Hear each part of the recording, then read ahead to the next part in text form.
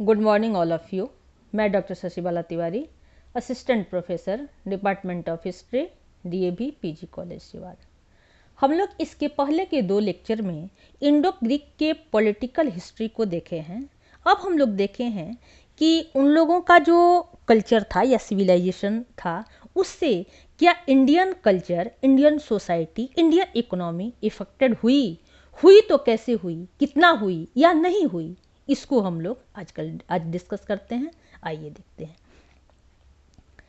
Greek civilisation Hellenic civilisation के नाम से भी जाना जाता है। यूनानी अपने देश को हेलास और अपने आप को हेलेनीज कहते थे, इसीलिए उनकी सभ्यता हेलेनिक सभ्यता कहलाई और इससे अलग एक हेलेनिस्टिक सभ्यता का विकास हुआ। इसी हेलेनिस्टिक सिविलाइजेशन या हेलेनिक सिविलाइजेशन का भारत के समाज पर, इकोनॉमी पर, यहाँ के सिक्कों पर, यहाँ के नाटक पर, यहाँ के साहित्य पर कैसे प्रभाव पड़ा, इसकी चर्चा हम लोग कर रहे हैं। सिकंदर के विजय अभियान ने यूनान में एक नए युग का सूत्रपात किया।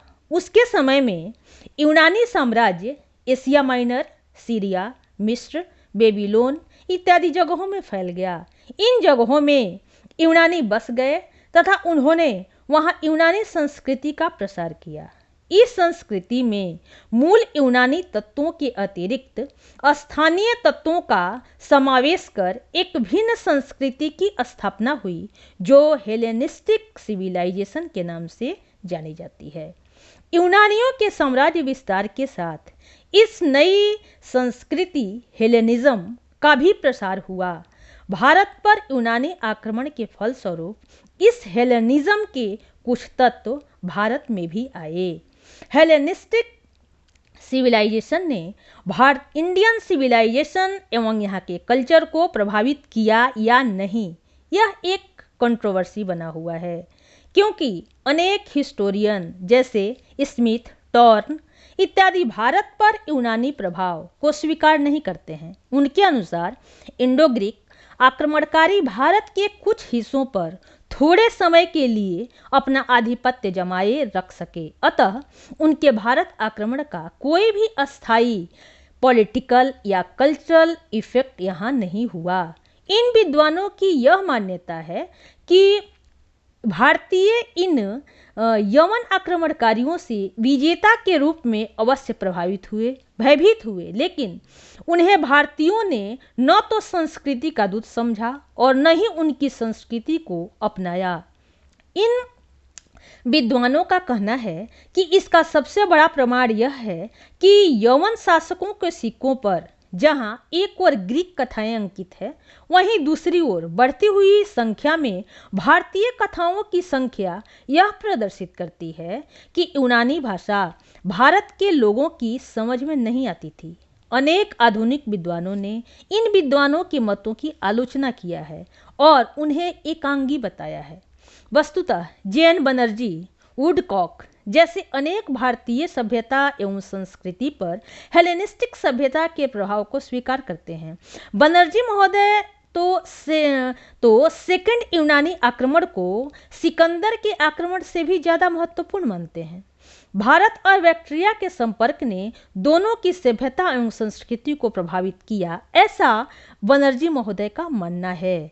हेलेनिस्टिक सिविलाइजेशन ने भारतीय समाज, धर्म और कला को प्रभावित किया, ऐसा बनर्जी महोदय का मानना है। इंडो ग्रीक धीरे धीरे भारतीय समाज में समाविष्ट हो गए। उन्हें सर्वज्ञ यवन कहकर सम्मानित किया गया। यवन चिकित्सकों, इंजीनियरों की भारत में पर्याप्त प्रतिष्ठा थी। व्यूह रचना के विशेषज्ञ तथा युद्ध मशीनों के निर्माता के रूप में उनको सम्मान से देखा जाता था। बृहत कथा मंजरी में यवनों को दक्ष शिल्पी माना गया है। उड़ाकू यंत्र चालित घोड़ों के निर्माता के रूप में भी उनका उल्लेख हुआ है। यवनों ने यूनानी आधार पर भारत में अनेक नगर भी बसाए। भारतीयों ने इनसे अनेक बातें सीखी। यूनानी ज्ञान से भारतीय सबसे अधिक ज्योतिष के क्षेत्र में प्रभावित हुए। सप्ताह का 7 दिन में विभाजन, कैलेंडर का ज्ञान, ग्रहों का नामकरण यूनान के आधार पर ही किया गया। ग्रहों की गतिविधियों के आधार पर भविष्यवाणी करने का सिस्टम भी यूनानी फलित ज्योतिष से प्रभावित थी। भारतीयों ने स्पष्ट रूप से ज्योतिष के क्षेत्र में यूनानियों के प्रभाव को स्वीकार किया है। गार्गी संहिता और बृहत संहिता में यह बात स्पष्ट रूप से स्वीकार की गई है कि यद्यपि यवन, बर्बर और मलेच्छ हैं, फिर भी ज्योतिष के अपने ज्ञान के कारण वे प्राचीन ऋषियों की भांति श्रद्धा के पात्र हैं। बराहमिहिर की पंच सिद्धांतिका में ज्योतिष के जिन सिद्धांतों का वर्णन है उन पर यूनानी प्रभाव स्पष्ट रूप से दिखाई देता है। पॉलस सिद्धांत के आधार पर भारतीय ट्रिगोनोमेट्री, जिसको ग्रीक ट्रिगोनोमेट्री कहते हैं, उसी के आधार पर विकास हुआ। दैट मीन्स जो इंडियन ट्रिगोनोमेट्री है वो ग्रीक ट्रिगोनोमेट्री के आधार पर ही विकसित हुई। अनेक ज्योतिष परक यूनानी शब्दों का संस्कृत में प्रयोग आरंभ हुआ। भारतीय ज्योतिष के राशि चक्र के संस्कृत नाम ग्रीक मूल या उसका अनुवाद है, जैसे क्रियोस मेघ, तौरस वृषभ, लियो सिंह इत्यादि। इंडो ग्रीक संपर्क ने इंडियन क्वाइन सिस्टम को महत्वपूर्ण ढंग से प्रभावित किया। उनके आने के पहले इंडिया में पंचमार्क सिक्के चलते थे, जिन पर राजा का चित्र या अभिलेख नहीं खुदा होता था। यूनानियों ने भारत आगमन के साथ ही वैसे सिक्के खुदवाए जिन पर राजा की आकृति खुदी रहती थी। यूनानियों ने ही सबसे पहले सोने के सिक्के चलाए, उसके पहले चांदी और तांबे के सिक्के चलते थे। यूनानी सिक्कों से प्रभावित होकर अन्य भारतीय शासकों ने भी आकृति और अभिलेख युक्त सिक्के चलाए तथा सोने के सिक्के भी ढलवाए। कुषाण शासक कनिष्क ने इंडो ग्रीक और रोमन सिक्कों के आधार पर अपने सिक्के चलाए। चांदी के सिक्के भी अब पहले की अपेक्षा अधिक अच्छे बनने लगे। सिक्कों के लिए ग्रीक शब्द द्रख्म, जो कालांतर में भारत में द्रम और दाम के नाम से जाना गया। हेलेनिस्टिक सिविलाइजेशन का प्रभाव इंडिया के रिलीजन पर भी पड़ा। अनेक यूनानी शासकों ने भारतीय धर्म को एक्सेप्ट कर इसका मध्य एशिया में प्रचार प्रसार किया।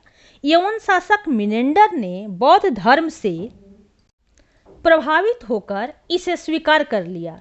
एक यूनानी पदाधिकारी मेरिड्रक थियोडोरस ने इस धर्म से प्रभावित होकर स्वात घाटी तक बौद्ध धर्म को पहुंचाया। उसने स्वात घाटी में बौद्ध धर्म का प्रसार किया। बुद्ध के अवशेषों की पूजा वहां भी आरंभ हुई। एक दूसरे थियोडोरस ने जन कल्याण के लिए एक तालाब खुदवाया। हेलियोडोरस भागवत धर्म से प्रभावित था, जैसा कि हम लोग पहले भी चर्चा कर चुके हैं।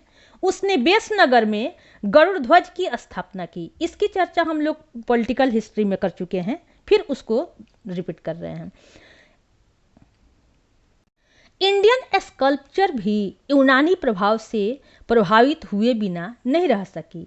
हेलेनिस्टिक आर्ट ने गांधार स्कल्पचर को या ग्रीक बौद्ध शैली को भी प्रभावित किया। बुद्ध की मूर्तियां यूनानी देवता अपोलो के मुख से मिलती जुलती बनाई गई। इस कला का पूर्ण विकास शक कुषाण काल में हुआ। मूर्तिकला के अतिरिक्त यहाँ की स्थापत्य कला पर भी यवनों का प्रभाव पड़ा। यवन शैली से प्रभावित कुछ भवनों के अवशेष तक्षशिला में मिले हैं। अनेक विद्वान संस्कृत के सुखांत नाटकों पर यूनानी नाटकों का प्रभाव स्वीकार करते हैं। संस्कृत नाटकों में यवनिका शब्द भी यूनानियों के संपर्क से ही आया। संस्कृत साहित्य में यूनानी सुखांत नाटकों के बहुत करीब शूद्रक की मृक्ष कटिकम नाटक है। पाणिनि जिस यूनानी लिपि का उल्लेख करता है वह यूनानी प्रभाव के कारण ही थी। भारत और यूनान में व्यापारिक संपर्क भी बढ़े। यवन संपर्क के कारण भारतीय व्यापार का विकास हुआ। पेरिपल्स ऑफ द एरिथ्रियन सी का राइटर एक यूनानी था जो भारत का विदेशों के साथ व्यापारिक संबंध प्रमाणित करता है। यवन भी भारतीय सभ्यता और संस्कृति से प्रभावित हुए और हम कह सकते हैं कि वो प्रभावित हुए बिना नहीं रह सके। इस प्रकार इंडो ग्रीक आक्रमण के परिणाम स्वरूप भारतीय और यूनानी एक दूसरे के निकट आए, एक दूसरे से प्रभावित हुए और एक दूसरे को प्रभावित किए। इस तरह से हम लोग कंप्लीट इंडो ग्रीक जो टॉपिक था तुम लोग का उसको डिस्कस कर लिए। अब इससे रिलेटेड कोई कन्फ्यूजन हो, कोई प्रश्न हो तो तुम लोग व्हाट्सएप से हमसे पूछ सकते हो, उसको फिर से हम लोग डिस्कस करेंगे। Okay, thanks.